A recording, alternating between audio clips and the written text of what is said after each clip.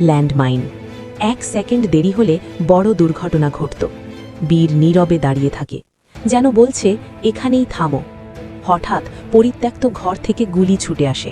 মুহূর্তেই সংঘর্ষ, ধুলো ওড়ে, শব্দে কেঁপে ওঠে বাতাস। বীর গর্জে উঠে ঝাঁপিয়ে পড়ে এক সন্ত্রাসীর দিকে। পালাতে গিয়েও সে বাঁচে না। বীরের সাহসে থেমে যায় অপরাধ। সেনারা পরিস্থিতি নিয়ন্ত্রণে আনে, কিন্তু লড়াইয়ের শেষে দেখা যায় বীর আহত, পায়ে গুলি লেগেছে। রাশেদ দৌড়ে এসে তাকে জড়িয়ে ধরে, চোখে জল, কণ্ঠে কাঁপন। তুই আমার ভাই। বীর কষ্টেও ল্যাজ নাড়ে। কয়েকদিন পর সেনানিবাসে সম্মাননা অনুষ্ঠান।